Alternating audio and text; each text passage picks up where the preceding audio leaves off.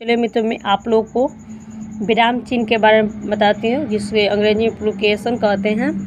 देखिए, आप लोग को बहुत ही जरूरी है विराम चिन्ह हिंदी लिखने के लिए आवश्यकता है। उसको कैसे मतलब हिंदी लिखते हैं शुद्ध और कहाँ विराम चिन्ह कैसे देते हैं, पूर्ण विराम और प्रश्नवाचक, विस्मयादि बोधक चिन्ह कैसे देते हैं, संयोजक विधक, बहुत सारा है। इसमें लगभग 15 चिन्ह के बारे में हम लोग आज डिस्कस करेंगे। चलिए देखते हैं। देखिए क्या लिखा है। विराम का अर्थ होता है ठहराव या ठहरना। लिखते समय या बोलते समय यदि विराम ना हो तो पाठक या श्रोता को भाषा के अच्छे से ज्ञान में कठिनाई होती है।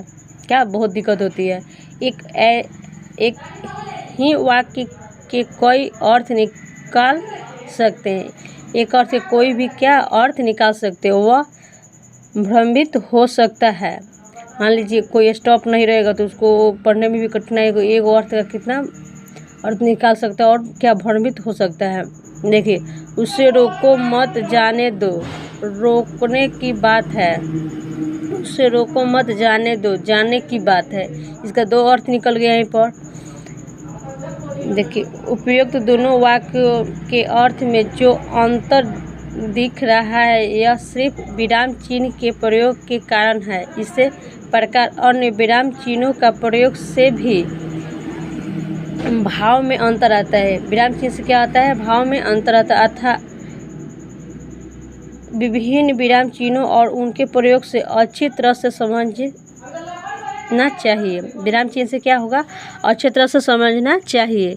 यहाँ कुछ प्रमुख विराम चिन्हों और उनके प्रयोग की चर्चा की जा रही है। देखिए इसको क्या लिखा है कि इस अध्याय में आपको विराम चिन्हों के बारे में अध्ययन किया जा रहा है। इसको आप लोग ध्यान से देखिए, याद रखिए, याद रखो इसको आप लोग। बहुत वेरी इंपॉर्टेंट। देखिए क्या है, अल्प विराम,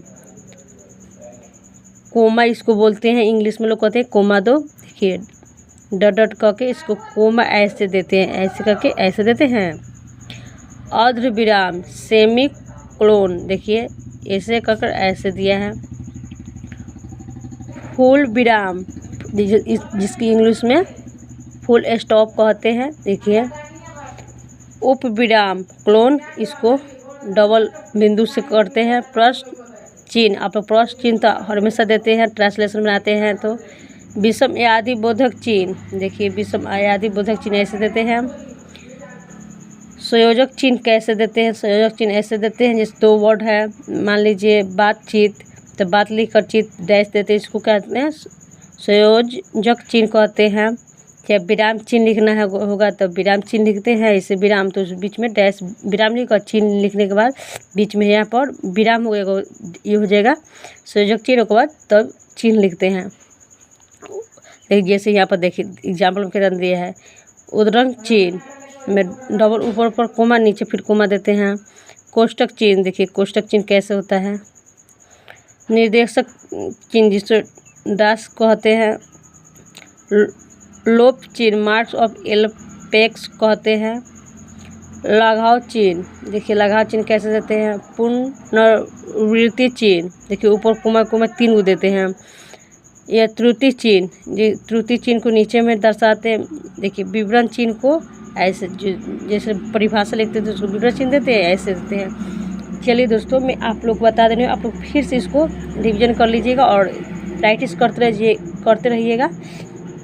इसको इंग्लिश में कम्युनिकेशन कहते हैं, जिसका हिंदी होता है विराम चिन्ह। आप लोग इसको 15 टॉपिक को अच्छा से याद कर लीजिएगा। 15 गो है, इसे याद करने में कोई नहीं, 1-2 बार लिखिएगा तो याद हो जाएगा। लाइक एवं सब्सक्राइब कर दीजिएगा। धन्यवाद दोस्तों।